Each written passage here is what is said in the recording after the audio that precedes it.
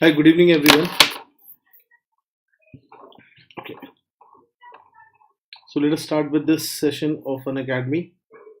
Welcome you all to Unacademy. Let me tell you about a very good thing about Iconic subscription, where you get Unacademy. Hi, chef. Hi. You get Unacademy and prep, and that too at a very competitive price. And then we have a lot of resources for your exams, and one of them is your question bank.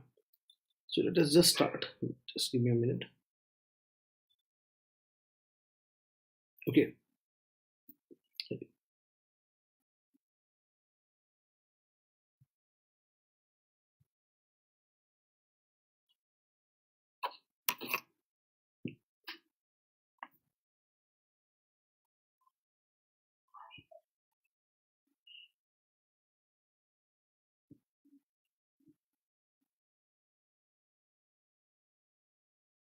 Just a minute. Huh? Just give me a minute.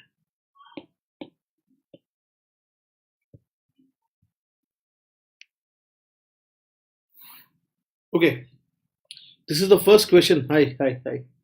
This is the first question that we are going to discuss. It's a multiple answer type question. All except are true for insulinoma. Yeah. All except are true for insulinoma. Come on. Which is incorrect? It's a very easy type of question. Tell me. So find the incorrect one. What is the right answer?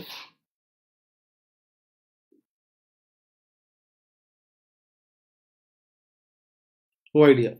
Okay. So let us talk about insulinoma. Yeah, A is right. Let us talk about insulinoma. So when we talk about very good. A is also right and left is D is also the correct answer. So A and D are incorrect basically. Let us talk something about the concept of insulinoma. Insulinoma. Yeah. God bless you all. God bless you all. It is just all your love and yeah. Okay. Let us just start with this. Just a minute. So now let us discuss something on insulinoma. So the next topic that we talk about is the neuroendocrine tumors of pancreas. Actually, this is a question on the neuroendocrine tumors of the pancreas, and I wanted to discuss something important for you. Yeah. So, if you talk about neuroendocrine tumors of the pancreas, we have two category of tumors. What are they? We have a functional category of tumor, and we have a non-functional category of tumors. So, Bachi, what do you mean by functional versus non-functional category?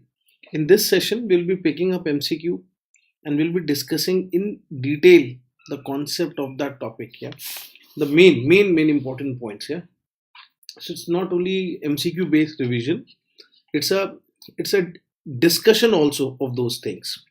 So when we talk about functional versus non-functional, what is the common entity? It is about the hormone. So hormone production. So if you talk about hormone production, there is it's yes, there is, and this is going to give you functionally active hormone production. Yeah. And here there is no hormone production. The next very important thing is nature. Majority of them are insulinoma, so they have a benign nature. If you talk about the non-functional tumor students, they are mostly what? Malignant. Then you get a question on average size also between functional and non-functional tumors. So the average size of a functional neuroendocrine tumors, it is less than 2 centimeters, or we can say they are less than 5 centimeters. But here they are usually more than 5 centimeter. Then the component of calcification. Can you tell me calcification is present? Yes, it is present in non-functional category. Here it is not present. What about this chromogranin A? So chromogranin A. So when you talk about chromogranin A, and then there is one more, that is synaptophysin. So synaptophysin and chromogranin A. They are very important. So both of them are positive. Both of them are positive for non-functional tumors, are negative for them. Yeah. And the very common and the very important non-functional tumor that we all know is your insulinoma. So let us quickly talk about insulinoma. Few important points on insulinoma. Students, this is the most common most common functional tumor, functional neuroendocrine tumor. Do you know that we often get a question, the most common neuroendocrine tumor of pancreas in case of Men syndrome. In Men syndrome, these are non-functional tumors, and amongst them, pancreatic polypeptidoma is the most common. Then comes the gastrinoma, then comes the insulinoma. Are you getting? So, bache, the average size of these tumors is, first of all, you should be knowing it is less than 2 centimeters.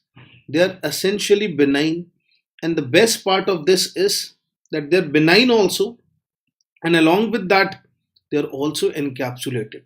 Since they are benign and encapsulated, it's very easy. It's very easy to enucleate them. Yeah, therefore, they are enucleated. So they are benign and encapsulated. Therefore, enucleation is possible. Is that clear or no? Next, very important thing about them is they are hypervascular tumor. So they are hypervascular tumor. If you talk about their classical presentation, what is the classical presentation of insulinoma? Let us try to understand. What is a classical presentation? Yeah. It's a Whipple stride. Yeah. First of all, since it's a tumor of the beta cells, so you should know, since it's a tumor of beta cells, what is going to happen? Come on. Since it's a tumor of beta cells, there are a lot of things. Very good. They're going to produce, therefore, there is excess of what? Insulin. And if there is excess of insulin, what is going to happen now? Yeah, since there is excess of insulin, there will be attack of hypoglycemia. Very good, Shiv. Very good. Attack of hypoglycemia. When there is attack of hypoglycemia, what else will happen, students? Come on. When you check the blood glucose levels, here you will find it to be average glycemic, you can say, score is less than 45 mg per day. Yeah. So blood glucose levels, they are found to be what? Less than 45 mg per day. 45 mg per day. And then what else do you get to see? Correction of these features on administration of exogenous, you can say, on administration of glucose. Yeah. So correction of symptoms on administration of glucose. So administration of glucose. But this is classical, known as Whipple stride. Is that clear or no? What else is important in this case? When we talk about the presentation, since they have a tendency to develop hypoglycemia, they want more and more high glycemic index food, and because of this they eat more. So obesity is very important. So why there is obesity? Because of high glycemic food intake. So high glycemic food intake, this is very important. Do you know chronic hypoglycemia often results in the behavioral, or you can say it results in behavioral changes? Why? Patients develop apathy. Why they develop apathy? Because of the chronic hypoglycemia leading to chronic starvation of the cerebrocytes, and because of this chronic starvation of the cerebrocytes, there is what? Mental deterioration, and these changes develop. Yeah. Let us see how do we make diagnosis. Come on, tell me, how do we make diagnosis? But this is a biochemical game. Yeah, you have to prove that yes, there is excess of insulin despite the fact of hypoglycemia. So first thing is fasting. What level? 72 hours fasting, and that too monitored. So 72 hours fasting blood glucose levels, and they're very important. So Yukta, are you understanding why we are not going for CT? But CT will tell you a tumor in the pancreas. But what that tumor is, since this is a biochemical tumor, it will be producing something active. So in order to diagnose, like that is the reason why many students answer that MRI is the investigation of choice for pheochromocytoma. It's wrong, absolutely wrong. Why? MRI is investigation of choice for localization. कि भाई वो right adrenal में है कि is it in the left adrenal, whether it is adrenal or whether it is extra adrenal pheo. Same is the case. CT is an imaging modality that can image and tell in the body where it is. Yeah, so this is very important. 72 hours monitored glucose level. This is the gold standard. So what you do, you'll admit the patient, you'll set the patient, you'll make the patient NPO, and then you'll start the fluids, and you will start monitoring the blood glucose level every 3-4 hourly. You will see that what is the target. But in males, if it is less than 50 mg per dl, 72 hours fasting monitored glucose level. If it is less than 50, you have to understand that it is diagnostic. For females, less than 40 mg per dl. Okay. Once in lecture you told diagnosis. But I told in this. I told in this that yes, it is we go for biochemical evaluation. The next very important thing is, बच्चे ये तो monitor करता है कि because of excess insulin. Now, only measuring the insulin level is not diagnostic. So serum glucose to insulin level. So serum glucose to insulin levels more than 0.3. This is again very important. But despite the fact that there is hypoglycemia, in presence of hypoglycemia,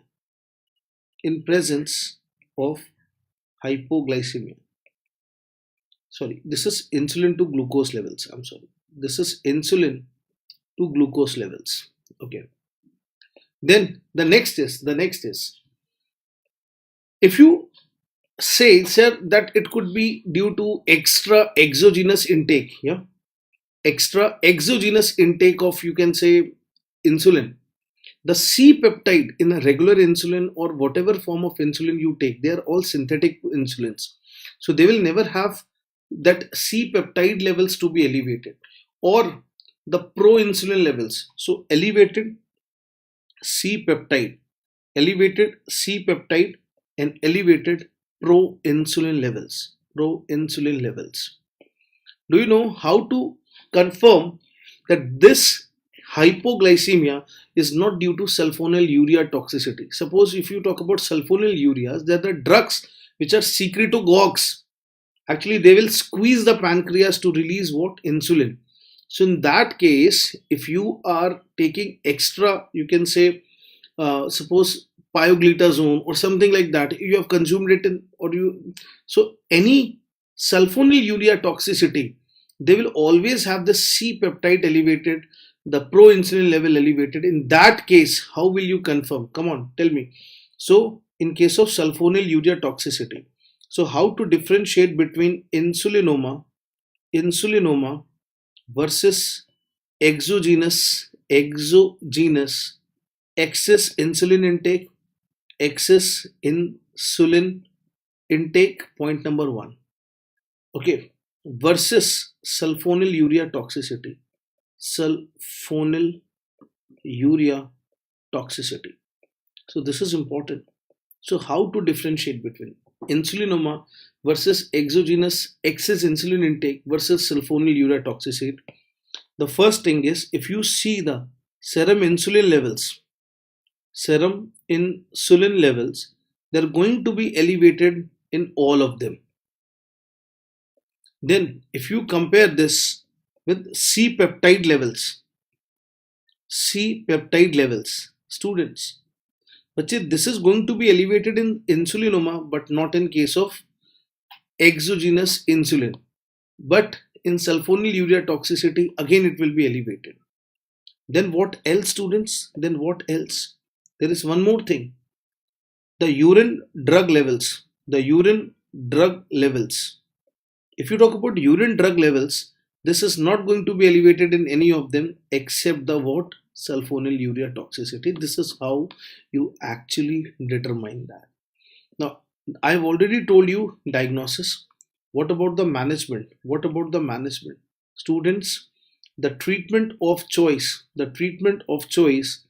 is enucleation. Enucleation. Students, you get a lot of questions on the insulinoma in tail of the pancreas. So if the insulinoma is along the tail of pancreas, if the insulinoma is along the tail of the pancreas, what to do now? Come on, tell me what to do now. In this case, you have to see where it is. If it is superficial, then what to do? And if it is deep, what to do? Bachcho, if it is superficial, then you will go for enucleation.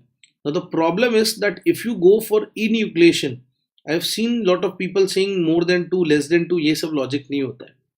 The problem is if it is deep and if you try to enucleate it,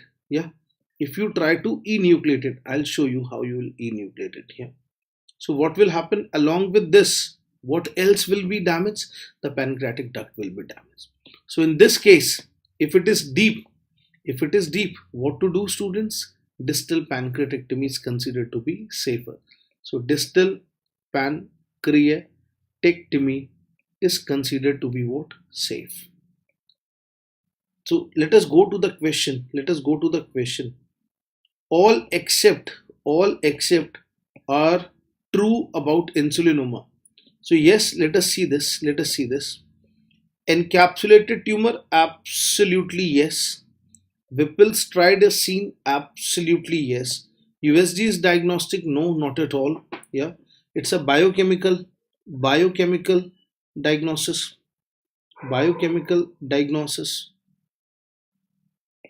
Then if you talk about hypovascular, yeah, no, bachcho, it's hypervascular.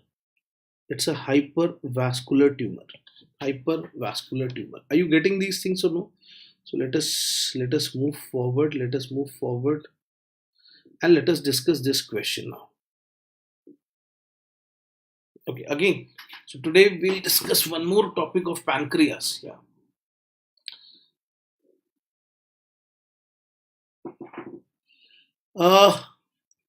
Cannot say right now, it's too vague, but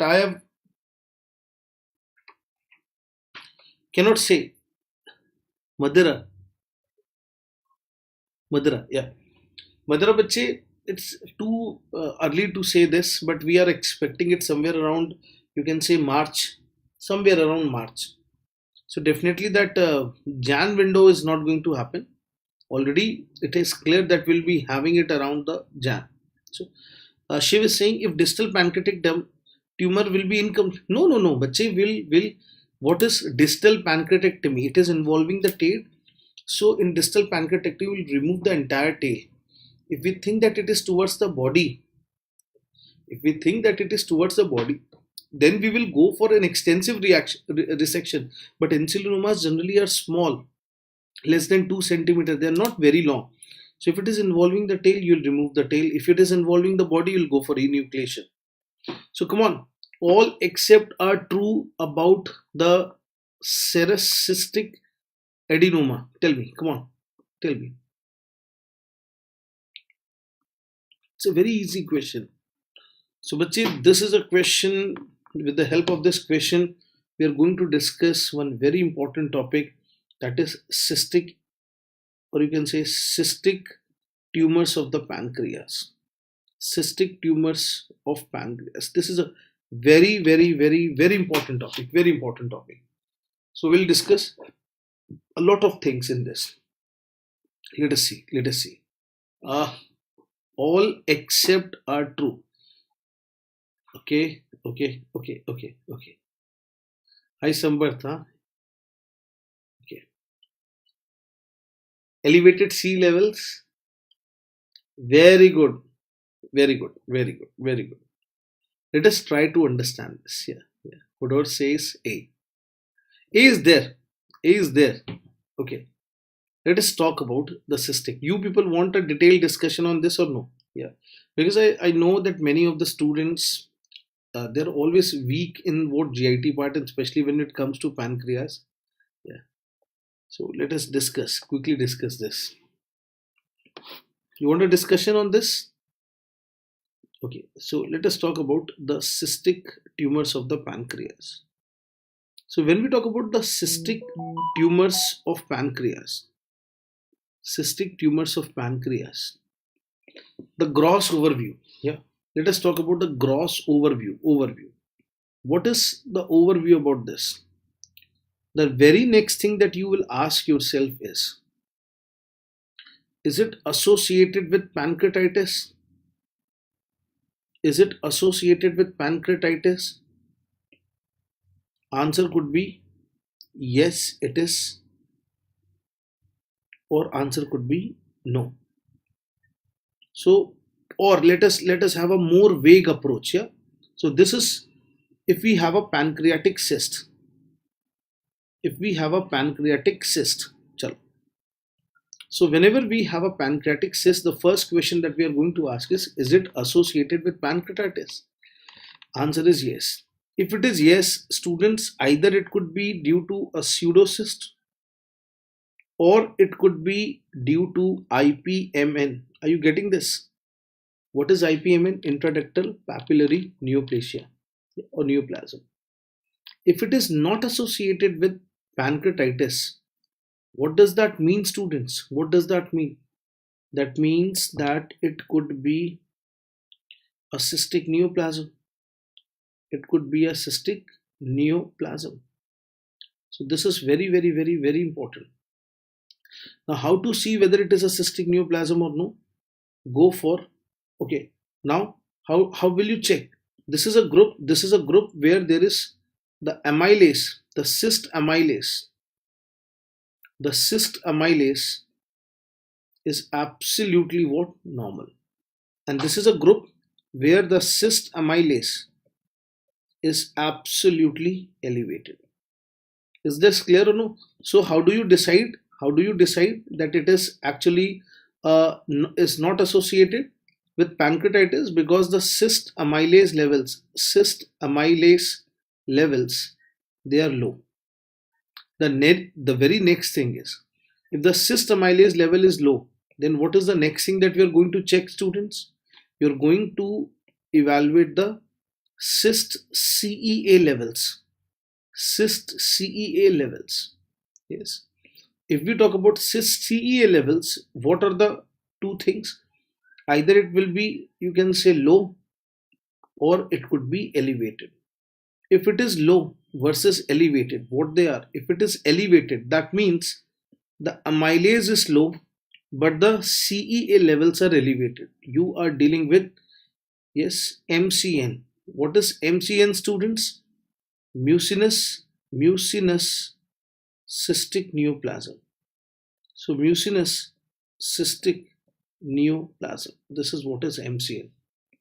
If we talk about the low cyst CEA levels, along with that low amylase level, what are we dealing with, students? SCN. What is SCN? Serous cystic neoplasm. We'll have 2 points on them. Don't worry, we'll discuss that also.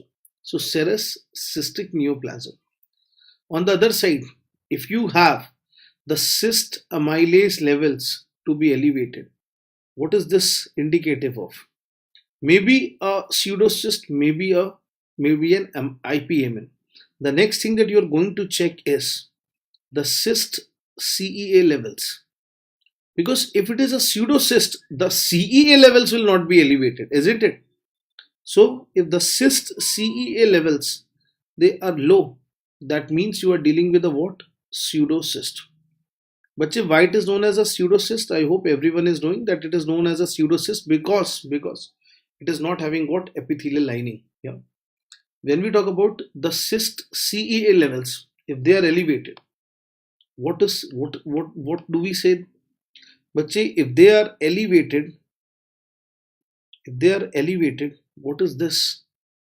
This means that we are dealing with Ipmn, intraductal papillary mucinous neoplasm. Now 2, 3, 4 points on each and everything, and then we'll go to the question. So when we talk about the serous cystic neoplasm, what are the hallmark features? Let's say it has a cuboidal epithelium. It has a cuboidal epithelium, point number 1. This is a benign tumor. This is multicystic multilocular. So multicystic multilocular. Are you getting this? On HPE, you get to see sunburst appearance. I've already told you about the cyst fluid assessment. Less than 3 centimeters, you have to go for observation. More than 3 centimeters, if it is asymptomatic, then you will have to go for observation. If it is symptomatic, then you will have to go for resection. Yeah. Are you getting this or no? But see, when you talk about mucinous cystic neoplasm, what is that? It consists of what? Columnar epithelium. Yeah. So this is what is a columnar epithelium. The next very important thing is they are unicystic. Maybe multilocular, that is different. They are solitary but multiloculated. So they are solitary but multilocular. But do you think that they're benign? No, they are not benign. They exhibit what? Adenoma. They exhibit adenoma to carcinoma sequence. So they exhibit adenoma to carcinoma sequence. What else is important? What else? On HPE, you get to see some special things. What is that? First of all, eggshell calcification. Eggshell calcification, or you can say rim calcification. So the rim calcification is actually seen here. What else is important? So one is eggshell calcification. The another thing is you get to see, come on. Anyone? That we have already. Endothelium, there is something special with the endothelium. Please tell the difference between solitary, multilocular, but multicystic. Difference between the solitary multilocular and multicystic multilocular. देखो बच्चे. This is a single cyst. And this is having multiple locules inside. Separated cyst. And like this, you are having a numerous cyst. Yeah. So this is multicystic multilocular. And if it is only a single cyst but multilocular, this is known as solitary and multilocular. Let us move forward. It is a subendothelial ovarian type of stroma. So subendothelial ovarian stroma. So subendothelial ovarian stroma. This is very, very, very, very important. Let us move forward. What else is important? Come on. Apart from this, we get to see the management. Management is, but definitely more than 3 centimeter symptomatic, asymptomatic, you go for a resection because it is in favor of malignancy. Less than 3 centimeter, we counsel the patient, counsel for surgery. Why you should counsel for surgery? Generally, we go for observation. But you should counsel that lady that it is more important that you live long rather than trying to avoid a surgery. Because you don't know when this adenoma will convert into what? A carcinoma. When we talk about Ipmn, Few important points on Ipmn also. Ipmn, if we talk about, yeah, try to understand the beautiful points. It is columnar epithelium, columnar epithelium. They are mostly what, malignant only. So they are malignant. Do you know that there are two types? What are the two types? One is a branch duct type and one is a main duct type. So it can be it can be Ipmn involving the small branch ducts.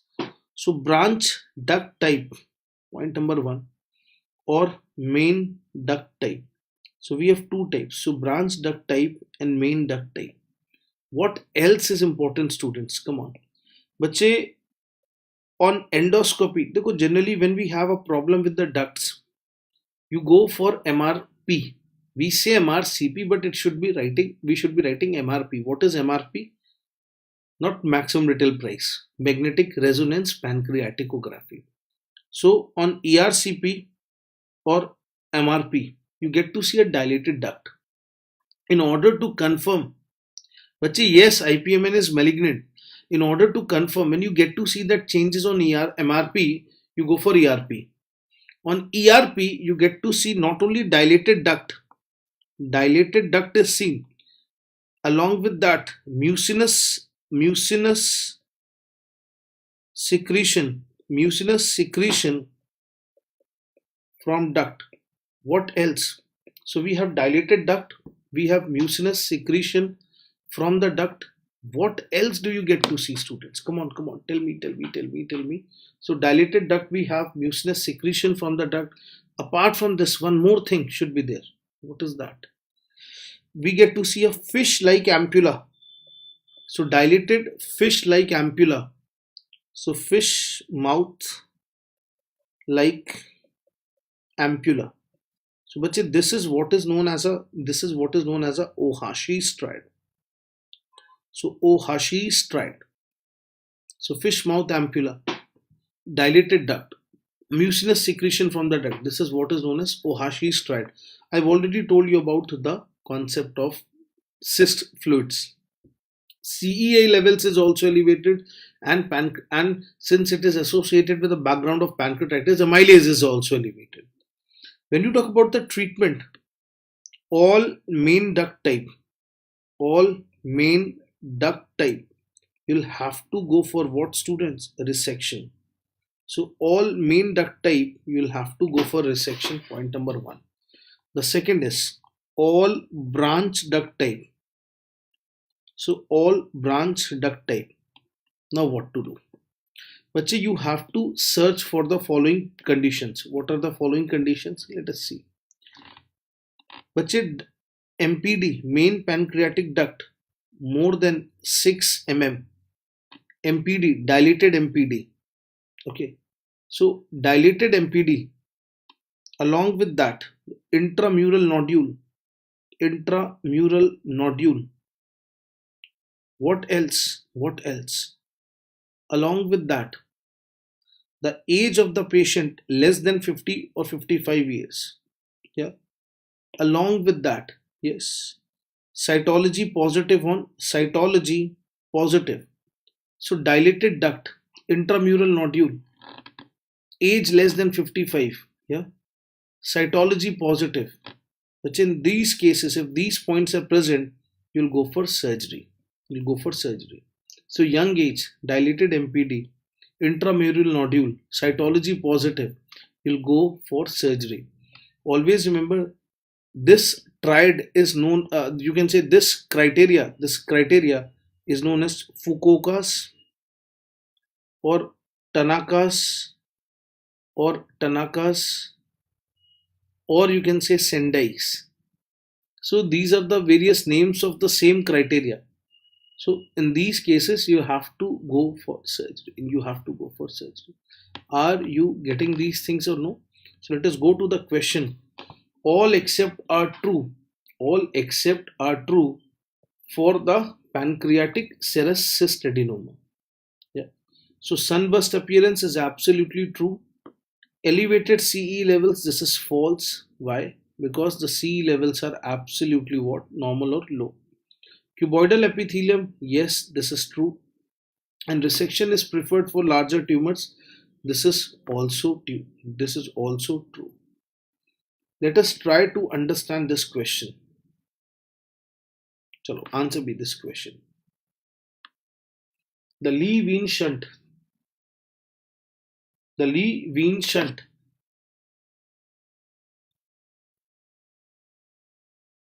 Come on, tell me. The Lee-Wein shunt in ascites is done between what structures? Peritoneum and what?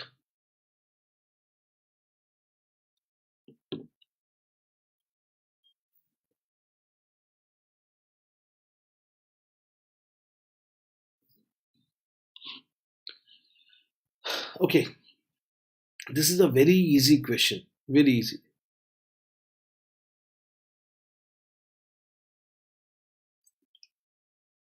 Any way to remember which is grandmother and daughter cystic pancreas? नहीं बच्चे, no.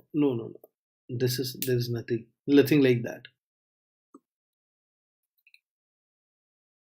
Okay, very good. Peritoneum and IVC.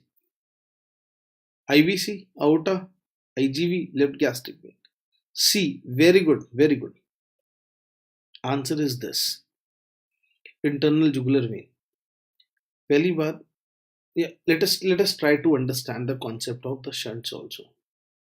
Okay, so this is for you all. So try to understand this. This is a very, very easy thing. Let us try to understand. So let us talk about the shunts for portal hypertension. So the shunts for portal hypertension. This is again a very important topic. Most of the students, they just mug up this and they wish that this question is not asked in exam. So candidates who are not the candidate for maybe transplant, they can use this, or multiple failed attempts of TIPS or maybe and EVL ligations. So we go for shunts. Let us try to understand the concept of shunts. So when we talk about the shunts, we have two category of shunts. What are the two category? Let's say one is a veno-venous shunt. Veno-venous shunt. What do you mean by veno-venous shunt? A vein diverting the blood to vein. So vein to vein. So there is a vein to vein diversion. The next concept is peritoneo-venous shunt. Peritoneo-venous shunt. So we have a veno-venous shunt. We have a peritoneo-venous shunt. What is this peritoneo-venous shunt? This is peritoneal cavity. This is peritoneal cavity to the vein. So peritoneal cavity to the vein. I'm trying to understand. This is very simple and straightforward.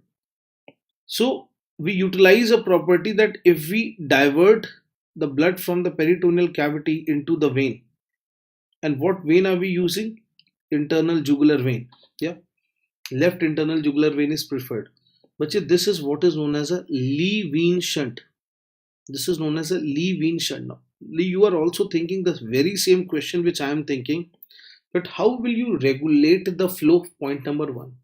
Second, how will you prevent the debris from entering? Yeah. So how will you do that? For that we have a Denver shunt. What is a Denver shunt? What is a Denver shunt? This is the similar shunt like a Lee-Wein shunt, but what is a bit different? What is difference in this? So this is a shunt between the peritoneal cavity and the internal jugular vein. But the beauty is that it has a special device. And what is this device going to do, students? What is this device going to do? This is a device which actually checks two things. It checks the entry of debris into the IJV, and second thing is it regulates the flow. But the next very important question is, what is the concept of this veno-venous shunt? What is the concept of this veno-venous shunt? This is a shunt between a vein to vein. Yeah. So veno-venous shunt is basically a shunt between vein to vein. Now, bache, what are we actually aiming? What is the aim of this? You can say shunts for the portal system. Bache, the aim is simple: to divert the blood, to divert the portal venous system. Basically, this is what is the biggest aim. So, bache, you can do entire venous diversion or a partial venous diversion.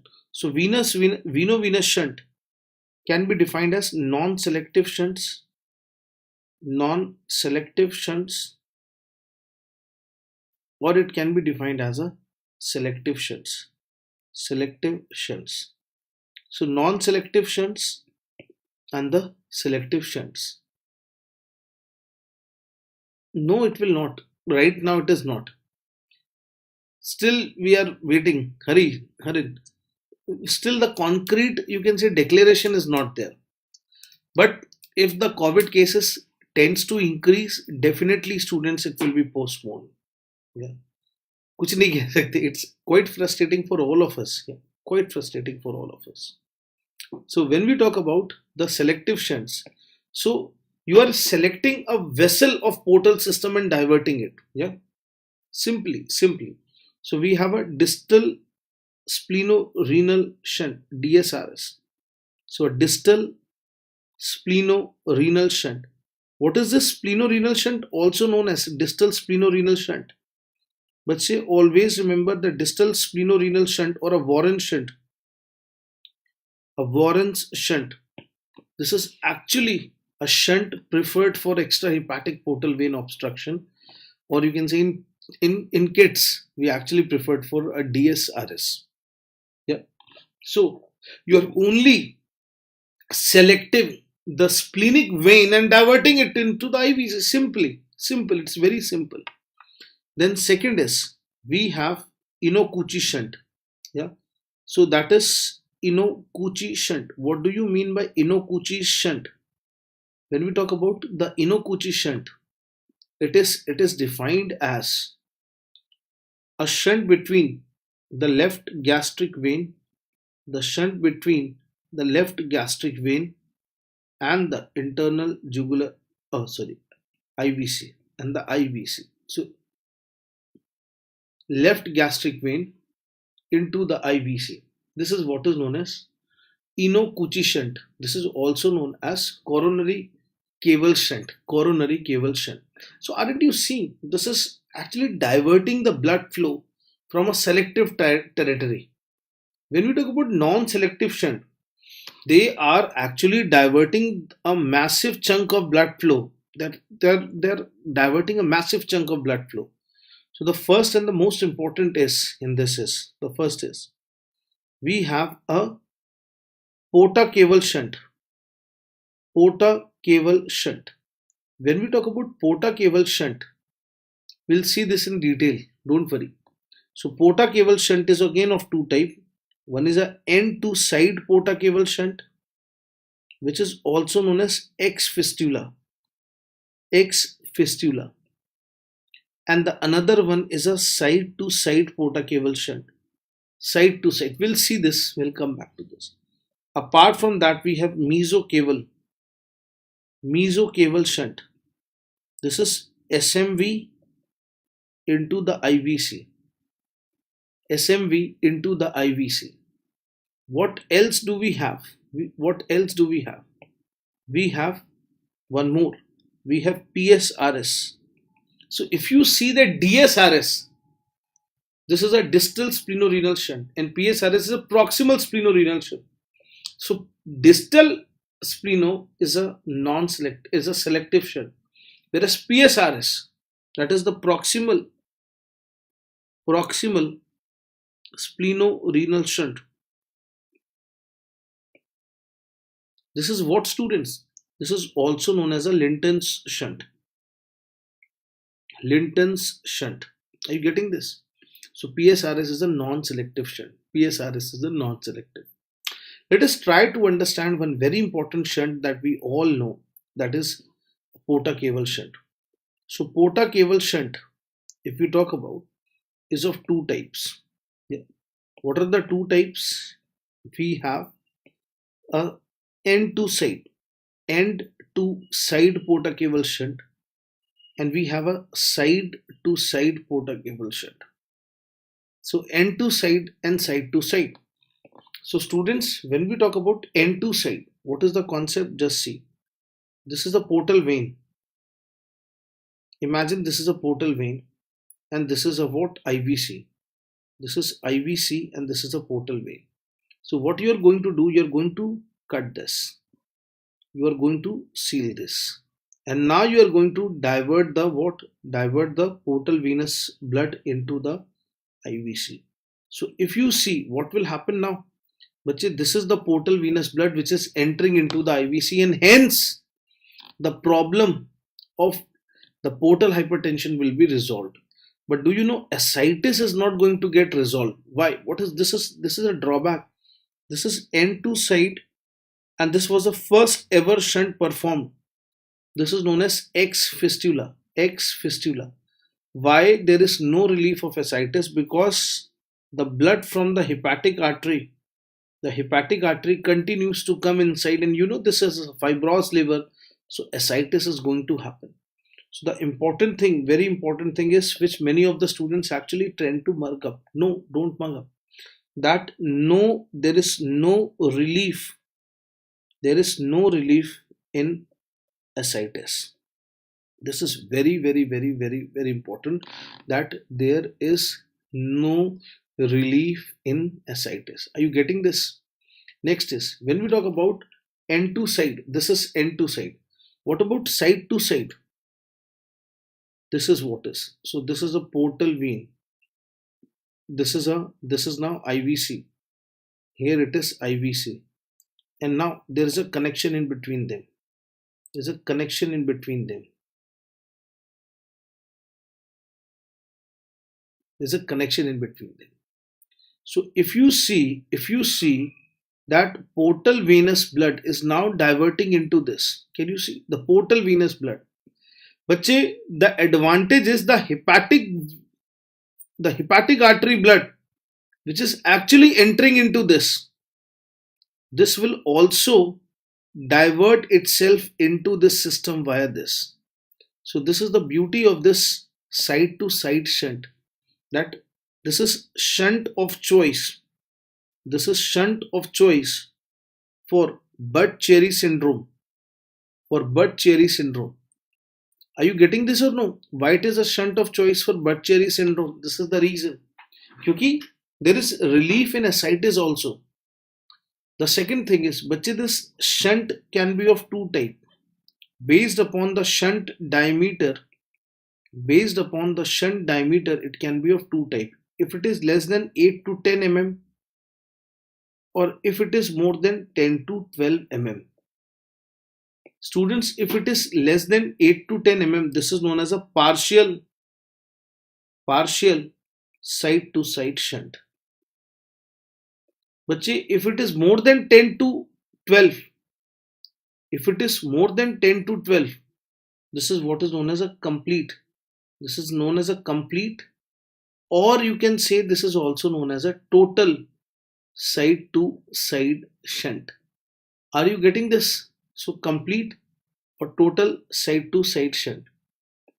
Yeah. Let us try to understand more important things. But the partial shunt, this is also known as Sarfe shunt. Sarfe shunt. So are you all now clear with the concept of shunt or no? So I've just tried to describe a lot of things. So Lee-Veen shunt is a peritoneovenous shunt, whereas others shunt, they are what? Veno-venous shunts. Let us quickly go to the next question. Chalo, tell me about this. Which of the following is false? Which of the following is false about mucocele of the gallbladder? Mucocele of the gallbladder, which of the following is false? A tense, sterile, distended gallbladder.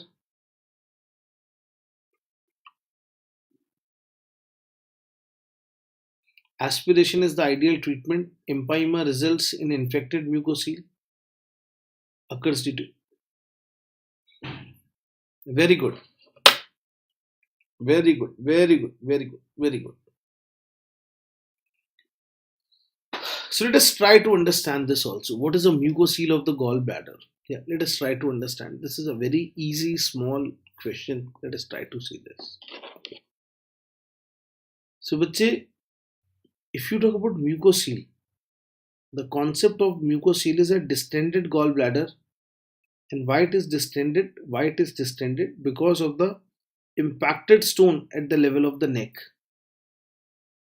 So, at the level of the neck, there is impacted stone, and because of this there is distension. So what is a mucocele? Mucocele, this is sterile distended, this is a sterile distension of gallbladder. So sterile distension of gallbladder. And why this happens, students? Everyone knows that this happens because of impacted stone. Impacted stone. Then what is empyema gallbladder? Tell me, what is empyema gallbladder? What do we mean by empyema gallbladder? Come on, tell me. Then empyema gallbladder, mucocele. Mucocele. And along with that mucocele, what else? Plus infection. So infected mucocele, this is what is actually known as empyema gallbladder. So when we talk about empyema gallbladder, this is the concept of empyema gallbladder. So let us see one more thing. What is the management of this? It's a painful, tender, maybe palpable gallbladder also sometimes. But this is an exception to Courvoisier's law. What is Courvoisier's law? A palpable gallbladder is seldom due to stones. This is what is the exception. Here this is a palpable tender gallbladder, and this is because of us impacted stone at the level of the neck. So bache, what should be the treatment? What should be the treatment? Laparoscopic cholecystectomy. Laparoscopic cholecystectomy. So laparoscopic cholecystectomy is the treatment of choice. This is very, very, very, very, very important. Bache, when you are doing this laparoscopic cholecystectomy, the first job is to aspirate out the gallbladder so that you can get a fundal grip. Yeah, you can get a fundal grip. This is what is very, very, very, very important. So tense, sterile, distended gallbladder. Tense, sterile, distended gallbladder. This is point number 1. This is absolutely right. Empyema results in infected mucocele. Empyema results in infected mucocele. Is this right or wrong? Yeah, this is absolutely right. It occurs due to impacted stone. It occurs due to impacted stone. Absolutely right. What is wrong? Aspiration is not the ideal treatment. During surgery, you'll use the aspiration needle first to aspirate out and get a grip. After that only you'll operate on this patient. So let us try to understand this. Chalo. This was a very same question that we got in the INICT exam. The most common mismatch repair. Most common mismatch repair in HNPCC. Bache,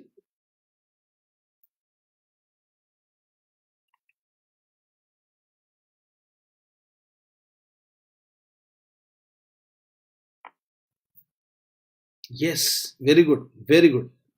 MSH6 is nowadays considered to be the most important and the most common also. MSH6 is considered to be, this is a very easy question. My purpose was not to ask this because this is a previously discussed question. My purpose is to discuss something to evaluate HNPCC. Let us try to understand. So whenever we get questions, we are often confused between HNPCC, FAP, and also the sporadic cancer. So let us try to have an overview on this. So overview about sporadic colon cancer. Sporadic colon cancer. Then we have something from FAP, familial adenomatous polyposis, and then we have HNPCC. HNPCC. Let us try to understand. I hope you know what is FAP. It is familial adenomatous polyposis. Polyposis. And what is this HNPCC? HNPCC stands for hereditary non-polyposis colon cancer. But the first important thing is the genetics, the concept of genetics. The sporadic colon cancer, this is environmental. Yeah. Since the name is what? Sporadic, it is environmental. The next very important thing about FAP, what is that? Try to understand.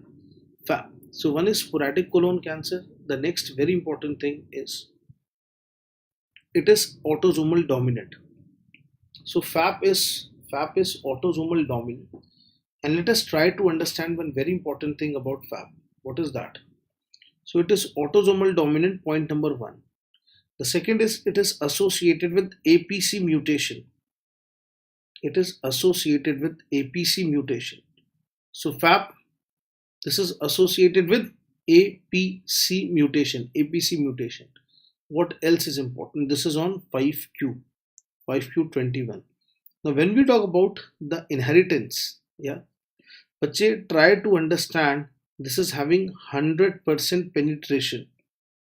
What do you mean by 100% penetration? That means if father is having FAP, all the siblings will have FAP.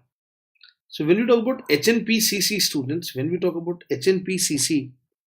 they are autosomal dominant again, and they are associated with what? MSIs, microsatellite instability, and this microsatellite instability is going to result in what? MMR, a mismatch repair.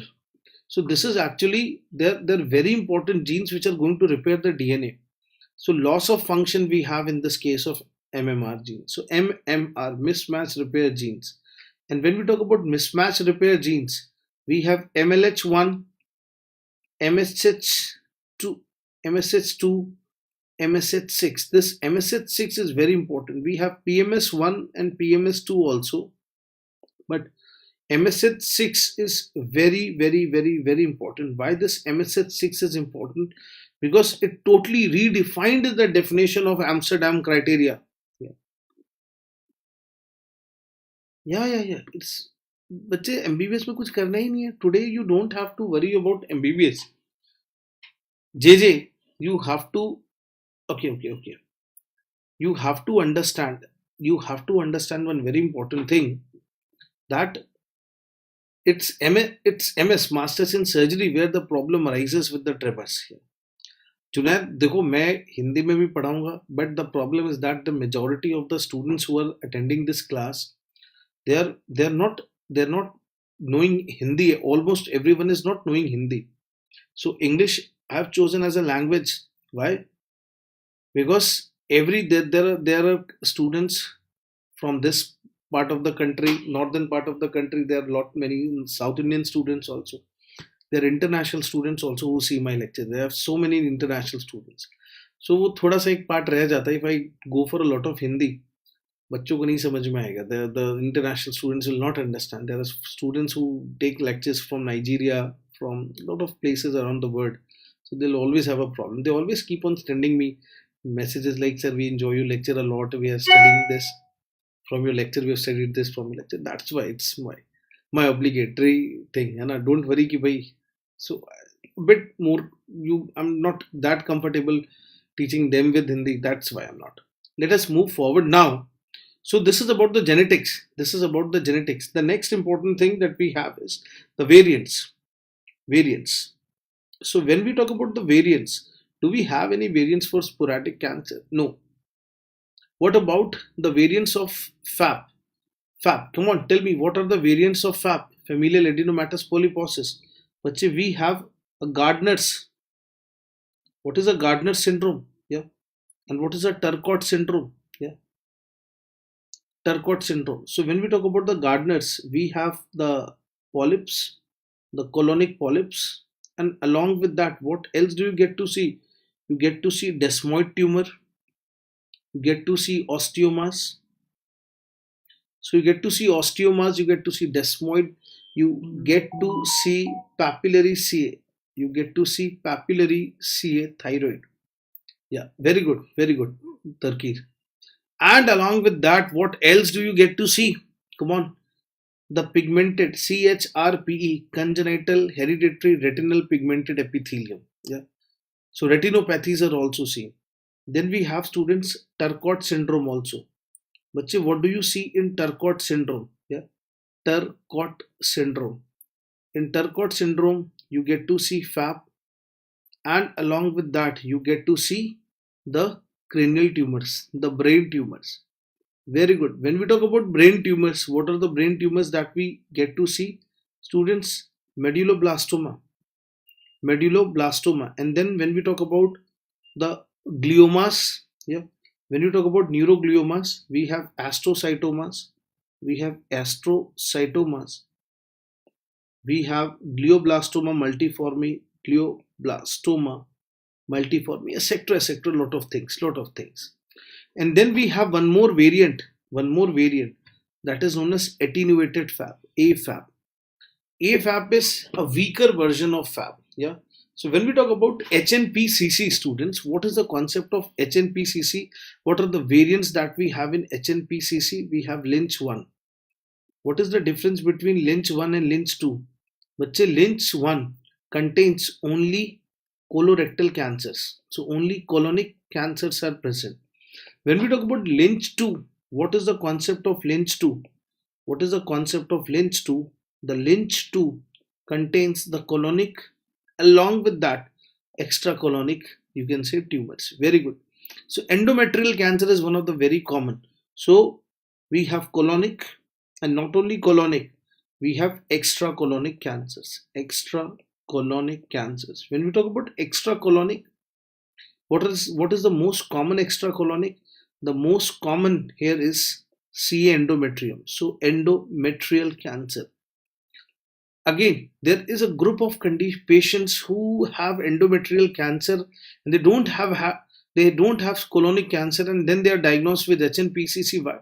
So we'll come to know when we read the Amsterdam criteria. It has been seen if a patient is developing endometrial cancer at a younger age, always think the possibility of mismatch repair gene mutations. Yeah. Yes, JJ, it will be fine. It will be fine if you have essential tremors. You go for a paraclinical branches, you go for medical, you can say non-surgical branches, they are good for you. But most common is CA endometrium. You can have CA stomach, you can have RCC, you can have CA pancreas, you can have ureteric cancers, etc. Let us see more important things. So we have seen the concept of the genetics, we have seen the concept of the variants. Again, how to see the overview of FAP versus HNPCC versus sporadic colon cancer. Let us see the number of polyps. Number of polyps. When you talk about the number of polyps, less than 10 in case of sporadic colon cancer. In case of FAP, it will be more than 100. Generally, we take an average of 100. And yes, when we talk about HNPCC, even though the name says non-polyposis colon cancer, this is not. The word non-polyposis is a misnomer. So it has the polyps. And this is less than 10. This is less than 10. Are you getting this? This is very, very, very important. Then the age of the tumor. The age of tumors, or you can say malignancy. So when we talk about the age of the malignancy, what is important? This is more than 50 years. Average age is 75 years onwards. 75 years. But sporadic colon cancer is seldom seen at a very young age. But see here, when you talk about FAP, the polyp formation occurs at 10 years, or you can say 10 to 12 years onwards. So 10 to 12 years onwards. And if you talk about the malignancy, the cancer before 40 years. So the cancer develops before the 40 years. If you talk about the concept of HNPCC, do you know that malignancy, usually the malignancy, if you talk about the age of malignancy, it is less than 50 years. So this is how we are comparing them in the overview.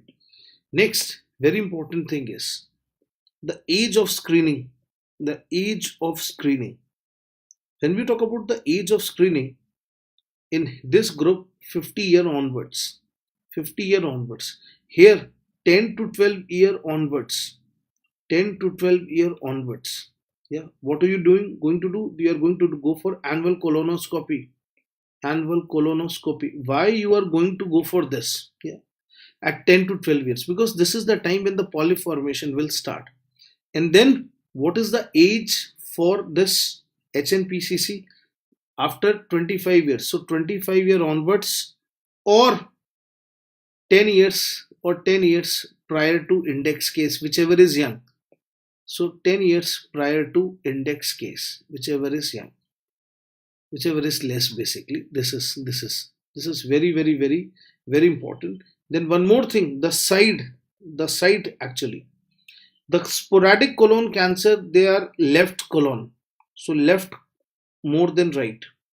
When you talk about FAP, the FAP can occur anywhere. If you see FAP can occur anywhere. So can occur anywhere. Now when we talk about the HNPCC, this is right more than left. So right side is more than left.